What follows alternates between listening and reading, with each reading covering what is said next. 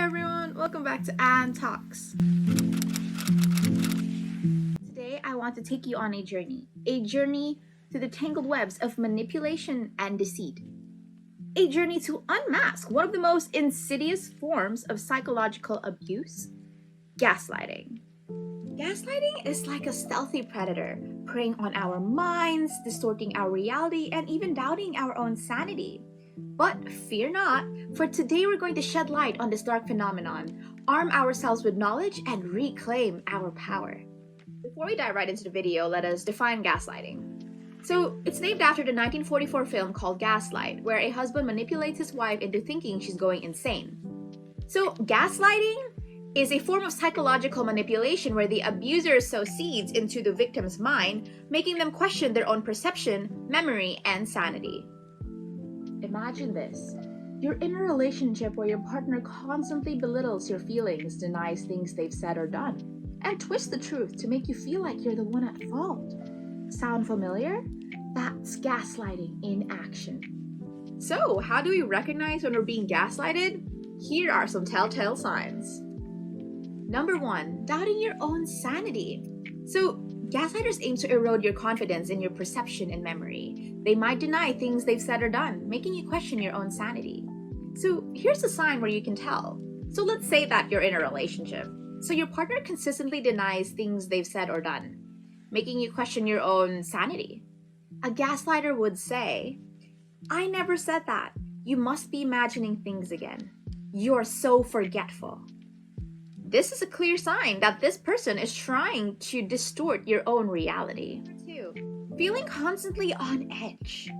So, gaslighting creates an atmosphere of tension and fear, making you feel like you're walking on eggshells, afraid to speak or act naturally in fears of setting off the gaslighter. So here's a sign where you can identify that.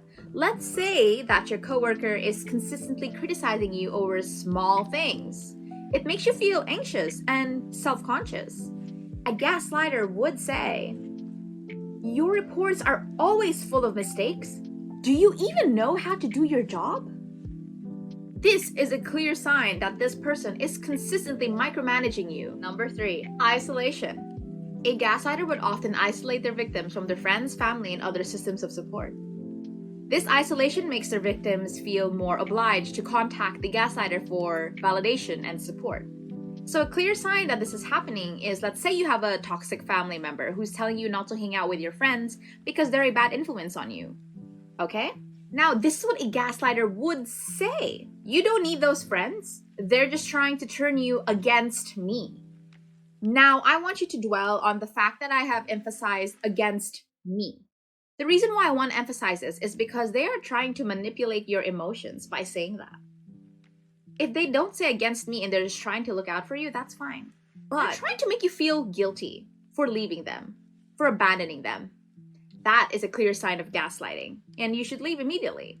The next one of why they say that is because they want to control you. They want to control the type of people you are seeking for support. They're trying to make you stay for them. So remember, isolation. It is getting deeper into gaslighting.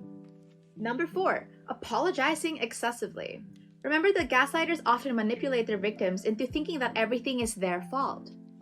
You might find yourself apologizing excessively, even though they're not even your responsibility.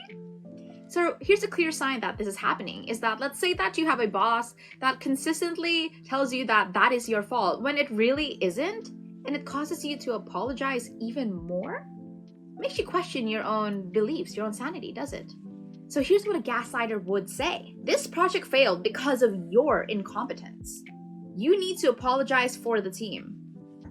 That is a clear form of gaslighting. Number 5, manipulation tactics. So a gaslighter often uses manipulation tactics to control their victims. They use guilt tripping, lying, withholding information, and even controlling the victims themselves. So here's a clear sign. Let's say that you have a partner that guilt trips you to get their way. They make you feel responsible for their own emotions when you really shouldn't. A gaslighter would say, "If you really love me, you do what I want. You're so selfish." Number 6, undermining your confidence. Gaslighters would often undermine your confidence or self-esteem by criticizing you, belittling you, or making you doubt your own abilities. So here's a sign that this is happening. Let's say that you have a coworker that consistently undermines your capabilities and takes credit for your ideas. A gaslighter would say, "Your ideas are never as good as mine. You should just stick to following my lead." That sounds quite odd, doesn't it? So now that we know all of these factors that I have mentioned, the clear signs of gaslighting, now it's time to take action. So how do we escape the clutches of gaslighting? Here is your escape plan. Your escape plan, number one, is to trust your instincts. If someone is trying to belittle you, right? And something feels off about your interaction with someone. Now, you should listen to your gut feeling, because it is oftentimes your subconscious telling you that something is not right. Listen to it. Number two, seek support. Reach out to your friends, family, or even a therapist who can provide you with validation, perspective, and support. Having a supportive network can help you see right through the gaslighter's tactics and regain your confidence in reality. Number three, set boundaries. I want you to set clear boundaries with the gaslighter and stick to them. I want you to communicate your boundaries consistently and assertively, and refuse to engage in manipulative behavior or accept errors that weren't your doing. Number four, educate yourself. Learn about gaslighting and its tactics so that you can recognize them when they occur. Now, knowledge is power. Prioritize self-care. Take care of your emotional and mental well-being by prioritizing self-compassion, self-care, and self-love. I want you to engage in activities that bring you joy, relaxation, and fulfillment.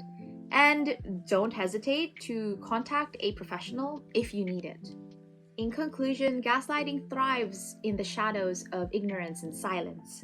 But by shedding light on this dark phenomenon, by arming ourselves with knowledge and support, we can break free from its grip, reclaim our reality, and emerge wiser, stronger, and more resilient than ever before. So thank you for tuning in to Ann Talks. I want you to stay focused, stay motivated, and keep striving for success. See you soon.